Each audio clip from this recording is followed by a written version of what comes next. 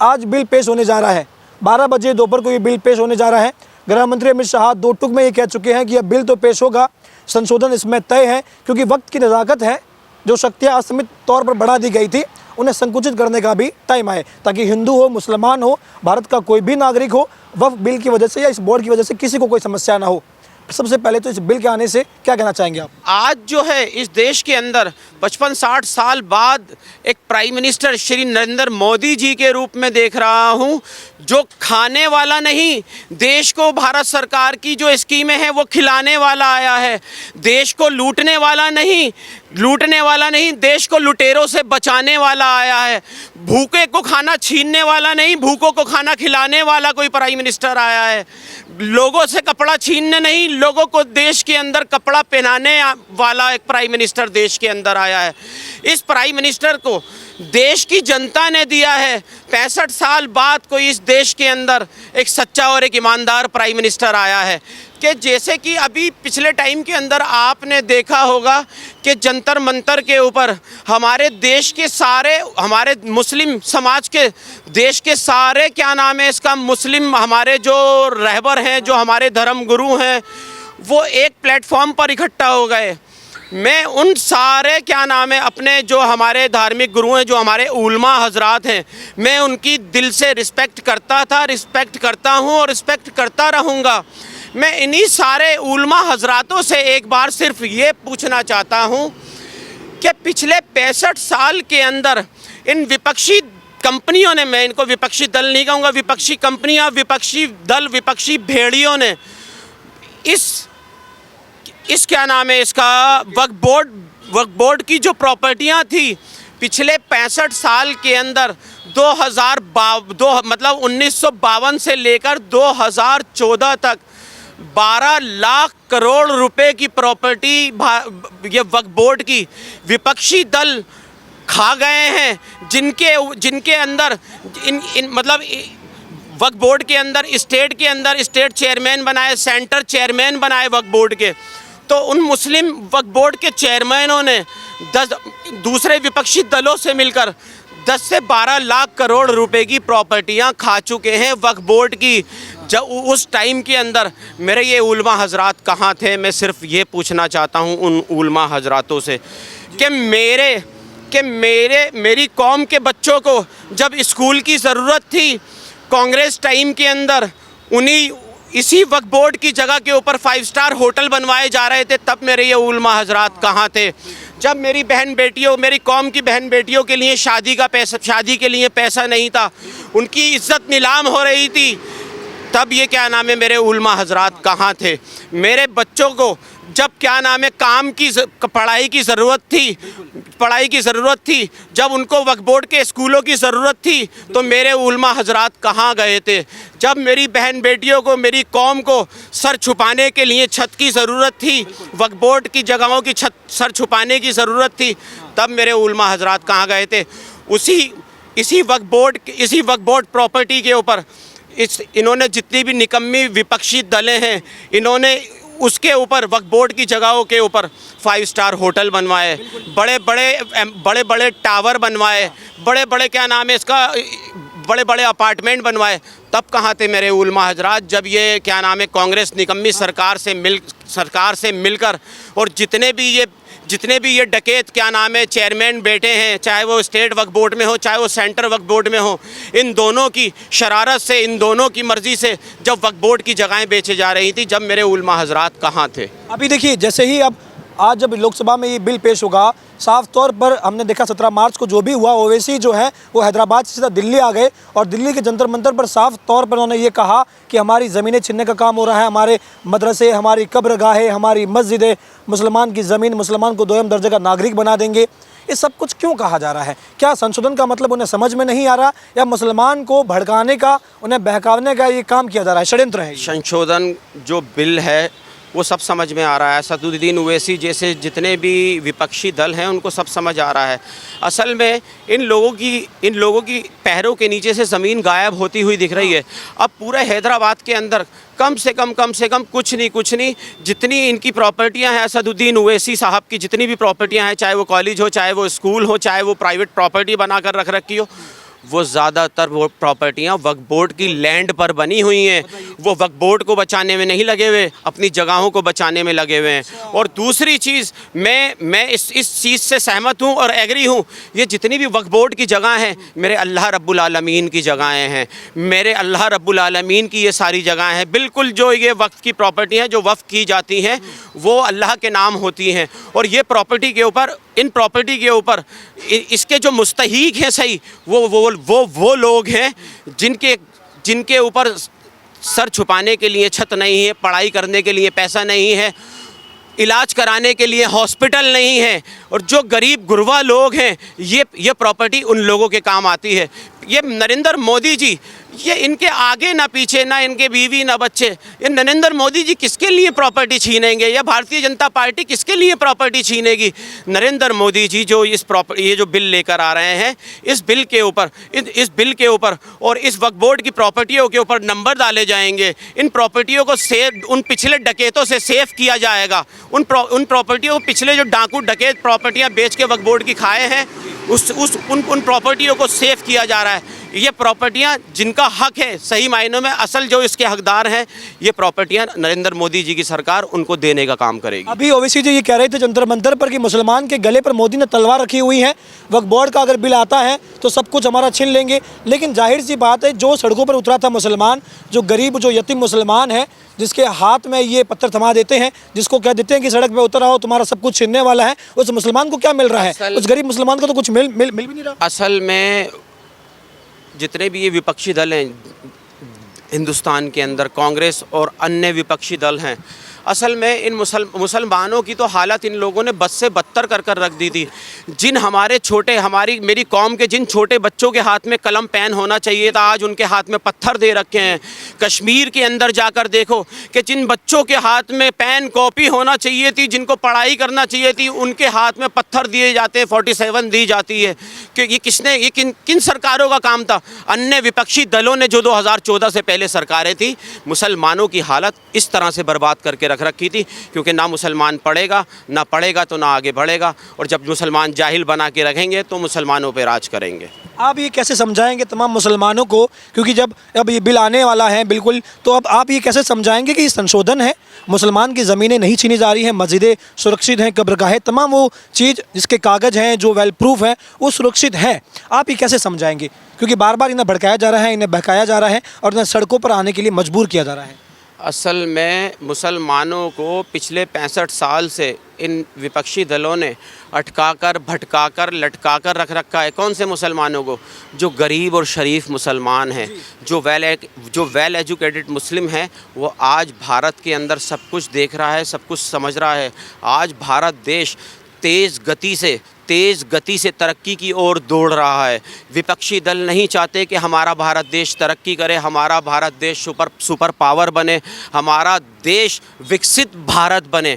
उसको रोकने के लिए ये तरह तरह के जो इल्ज़ाम भारतीय जनता पार्टी पे लगाते रहते हैं और इस तरीके के वूमर देश में फैलाते आए हैं और फैला रहे हैं।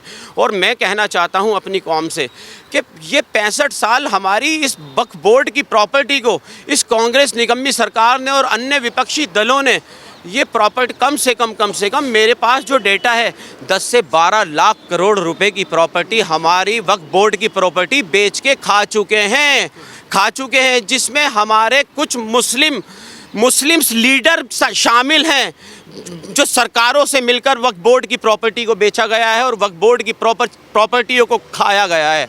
दोनों हाथों से लूटा है वक्फ बोर्ड को।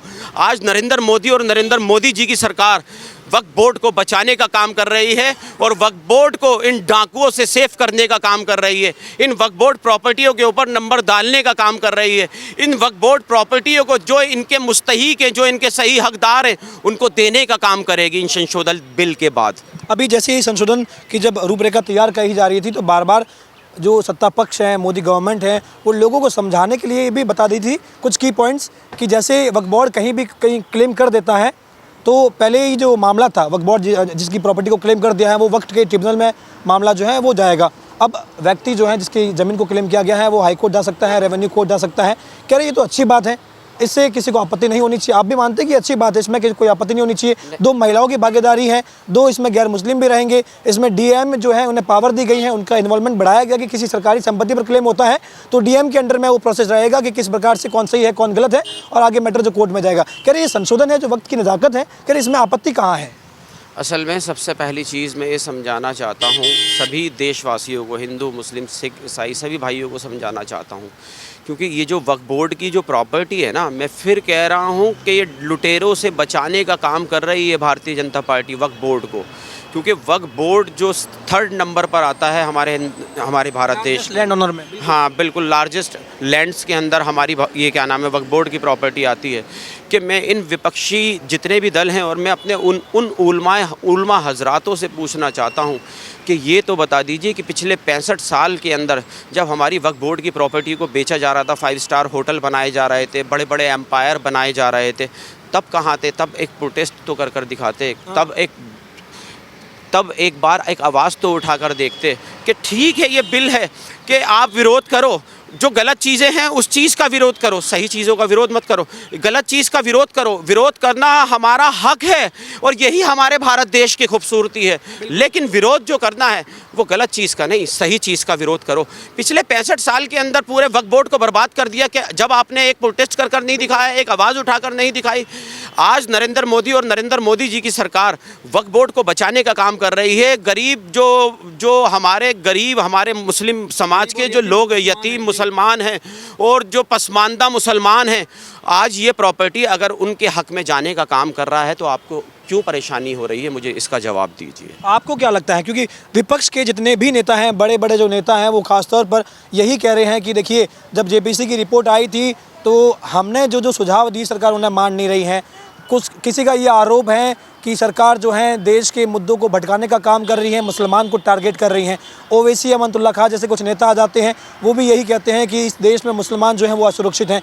जामा मस्जिद पर जब अलविदा की नमाज़ पढ़ी जाती है तो हाथ पर काली पट्टी बांध करके विदेशी मीडिया के सामने ये कहा जाता है कि देखिए भारत में मुसलमान जो है वो शोषित हो रहा है, भारत का मुसलमान जो है वो मोदी योगी के राज में जुल्म का शिकार हो रहा है। आप कैसे समझाएंगे उन्हें? मैं इस तरह से समझाऊंगा कि हमारा जो पड़ोसी देश है ना पाकिस्तान, वो मुस्लिम डोमिनेटेड कंट्री है। बिल्कुल। और वहाँ जो है माइनॉरिटी मतलब हिंदू भाई जो हैं वहाँ 1.7 या 8% के करीब हैं, ठीक है। वहाँ आज मुसलमान एक दूसरे को गोली मार रहा है, वहाँ एक दूसरे को मार रहा है, एक दूसरे का कत्ल कर रहा है, वहाँ मस्जिदों के अंदर बम फोड़ रहा है। छीना झपटी वहाँ आम बात हो गई। ये मोबाइल देख रहे हो आप, वहाँ पाकिस्तान का ये हाल है। अगर मैं रोड के ऊपर चलता हुआ बात कर रहा हूँ तो पीछे से 2 लुटेरे मेरे पास खड़े होते हैं, और वहाँ जब बात कर मैं फ्री होता हूँ ना तो वहाँ वो लुटेरे आते हैं गन पॉइंट के ऊपर, वो मोबाइल छीन कर ले जाते हैं। आम बात है, मोबाइल छीन कर ले जाते हैं। अगर मोबाइल नहीं दिया ना तो वो गोली मारने में टाइम नहीं लगाते। कोई कानून नहीं है, कोई वहाँ का कानून व्यवस्था का तो नाम और निशान ही नहीं है उस पाकिस्तान देश के अंदर। अब ये बताओ, इतने जो पाकिस्तान के अंदर जो आपस में लड़ मर रहे हैं मुसलमान, वहाँ मुसलमान जो है मुसलमान का कत्ल कर रहा है, वहाँ मुसलमान ही वहाँ बम फोड़ रहा है, वहाँ मुसलमान ही मस्जिदों को नुकसान पहुँचा रहा है। क्या यहाँ भारत देश से आरएसएस जा रही है क्या वहाँ बम फोड़ने, या भारत देश से बीजेपी वाले गोली मारने जा रहे हैं? मेरा कहने का मतलब ये, वो क्या नाम है, चचिनिया देख लीजिए, वहाँ मुसलमान ही मुसलमान को मार रहा है। तो कहने का मतलब ये है, अगर पूरी दुनिया के अंदर अगर कहीं मुसलमान माइनॉरिटीज़ अगर सुरक्षित है तो वो हमारा प्यारा भारत देश है, नरेंद्र मोदी जी का देश है। आप लोग सपोर्ट कर रहे हैं जब ये बिल आएगा तो आपका समर्थन है? मैं बिल को सपोर्ट नहीं कर रहा हूँ, मैं सच्चाई को सपोर्ट करने आया हूँ। क्योंकि जो पिछले टाइम में पिछले टाइम के अंदर इन लुटेरों ने जो वक्फ बोर्ड को लूट के खा गए, नरेंद्र मोदी जी और नरेंद्र मोदी जी की पूरी कैबिनेट और पूरी सरकार उन डकैतों से पूरी इस वक्फ बोर्ड की प्रॉपर्टी को बचाने का काम कर रही है। आपको लग रहा है कि मोदी जी सबका साथ, सबका विकास, सबका विश्वास के नारे पर आगे बढ़ रहे हैं? भाई, सबका साथ, सबका विकास, सबका विश्वास के माध्यम से ही आज ये भारत देश के अंदर पार्टी भारतीय जनता पार्टी चल रही है और पूरे भारत देश में काम कर रही है। आज 23 राज्यों के अंदर भारतीय जनता पार्टी की सरकार है। सेंटर के कामों को उठाकर देखो, जहां जिन स्टेटों के अंदर भारतीय जनता पार्टी की सरकार नहीं थी, अन्य विपक्षी दलों की सरकार थी, जब वहां की जनता ने सेंटर के कामों को देखा, नरेंद्र मोदी जी के कामों को देखा, तो आज उन स्टेटों के अंदर वही लोग आज भारतीय जनता पार्टी की सरकार बनवा रहे हैं। आज भारतीय जनता पार्टी की सरकार देश के अंदर 23 राज्यों के अंदर भारतीय जनता पार्टी की सरकार है। नरेंद्र मोदी और नरेंद्र मोदी जी की पूरी कैबिनेट पूरी सच्चाई के साथ भारत देश के अंदर काम कर रही है। हिंदू, मुस्लिम, सिख, ईसाई सभी समाजों के लिए काम कर रही है। एक आखिरी सवाल मेरा आपसे, जब ये वक्फ बोर्ड के बारे में जब ये बहस छिड़ी थी, जाहिर सी बात है कुछ ऐसे लोग हर जगह होते हैं, इस तरफ भी होते हैं, उस तरफ भी होते हैं, हर किसी का अपना अपना राय होती है। जंतर मंतर पर 17 मार्च को जो पहला प्रोटेस्ट हुआ था वह हुआ था वक्फ बोर्ड की खिलाफत के रूप में।